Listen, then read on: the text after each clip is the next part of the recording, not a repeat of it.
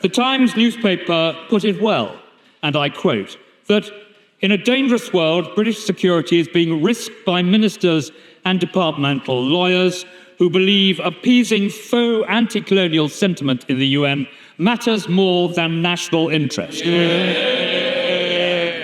Mr. Speaker, UK sovereignty has applied to the British Indian Ocean territory for more than 200 years. Its strategic location right in the centre of the Indian Ocean is unmatchable, and it houses our one and only military base in the Indo-Pacific. I can tell the House, Mr. Speaker, that this is a deal that the former Foreign Secretary, my noble friend Lord Cameron, would never have done. And nor, for that matter, would my right honourable friend, the member for Braintree. Had they been willing to do so, then the deal, Mr. Speaker, would have been concluded long ago. The Conservative government declined to enter into a deal with Mauritius for reasons that I think are now clear for the House to see. Nor has the Labour government published a draft treaty, only a non-legally binding joint statement, so we are somewhat in the dark about exactly what has been agreed. And crucially, can the Foreign Secretary guarantee that there will be a vote on this treaty? Mr. Speaker, is it not the case that the noble Lord West of Spithead, the most senior military figure ever to hold office in a Labour government, said as follows: there is an irrefutable case that ceding the Chagos Islands to Mauritius would be an irresponsible act which will put our strategic interests in danger, while also recklessly undermining fundamental principles of international law. So I would be most grateful if the Foreign Secretary could answer the following 5 questions. First, never mind what the First Minister said. First, what steps has he and the government taken to reassure the people of Gibraltar and the Falkland Islands that this ill-advised decision will have no effect on their sovereignty? Second, and of yet greater importance, what steps is he taking to make clear that this decision will have no read-across for the sovereign-based areas in Cyprus, Episcopi, Dhekelia and Akrotiri? Third, what assurances has he received that no Chinese military assets will be placed on any of the nearby islands in the archipelago? While his words are welcome, the House needs to see the wording clearly set out. Fourth, precisely how much money in total are we now planning that British taxpayers should pay to Mauritius, and for each year under this deal, as well as in total? We want full transparency on all payments that the government intends to make and what the money is for. What are the payments for the privilege of giving it away? Fifth, what consultations has he undertaken with the Chagosian community in this country and elsewhere? We note that his honourable friend, the Member of Parliament for Crawley, with courage and integrity, has opposed this deal.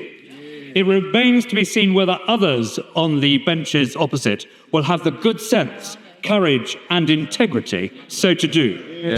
And in view of the fact that Jonathan Powell has only just been appointed as a special envoy for these negotiations, can he assure the House that the government has actually given the time to draw upon his expertise? Mr. Speaker, the Prime Minister and the Foreign Secretary are proposing to give away Britain's key strategic assets in the Indian Ocean. Little or no attention has been paid to the position of those with direct heritage and family links to Chagos themselves. We have no clear details of any safeguards to be put in place against China, a close ally of Mauritius, setting up military facilities and surveillance capacity not far away. Mr. Speaker, by this statement today, the government gives succour to our enemies in a dangerous world and undermines the strategic web of Britain's defence interests. Mr. Speaker, our country is the poorer and the less for it. Well, Mr. Speaker, I've got to say it takes some brass neck to criticise this government for delivering what they tried and failed to do. It is quite literally the last government that opened these negotiations in the first place because they understood what was at risk. And they went through 11 rounds of negotiations and resolved nothing. Instead, as with much as we've found across government, they left it for us to inherit and to fix.